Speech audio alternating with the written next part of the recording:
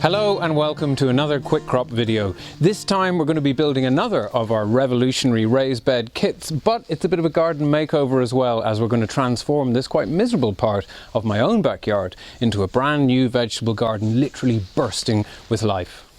The area is about 4.5 by 4.5 metres, so about the same size as a standard urban back garden. I'll be using one of our Quickcrop garden plans, which includes a planting plan and is using the square foot planting system.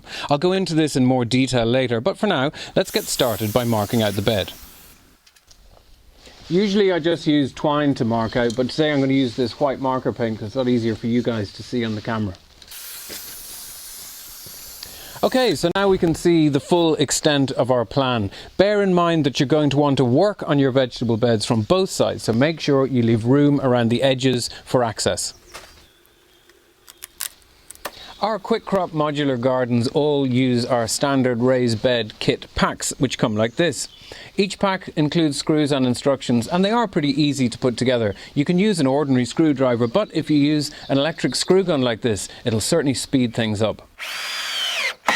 We have separate assembly videos for each raised bed on our website, but very briefly, the quickest way to build our beds is do the end first, flat on the ground like this, and then lift it up and you can join on the sides.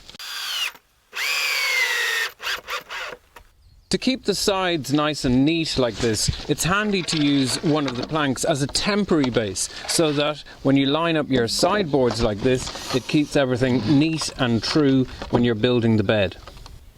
You'll find it a lot easier to assemble the beds with a helper to hold the planks, especially if you're building a more complicated project like this one. If you're building a modular system using more than one bed, it's best to build the separate beds first and then fit them together to make sure you're happy with the final arrangement. If you're building your beds on a hard surface, it's a good idea to use a Mypex type lining material like this inside the frames.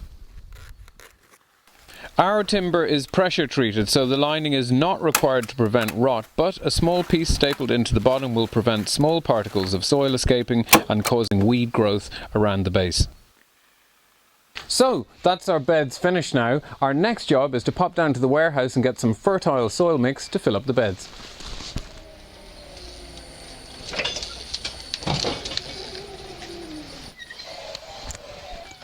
Right, that was quick. Now, when we deliver soil to you, it comes in these large cubic meter bags. Each bag of Quickcrop soil mix contains about 7 or 8 bags, so a lot quicker to empty than you might think.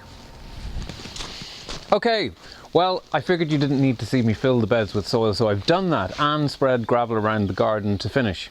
The build has taken about a day to complete, including making this video, so not a bad day's work for a very impressive vegetable garden. Join us in part 2 where we get on to the exciting bit and I show you the square foot gardening system we're going to be using and plant up the beds. Remember, everything you see in this video, apart from myself and Dermot, are available on our websites quickcrop.ie and quickcrop.co.uk.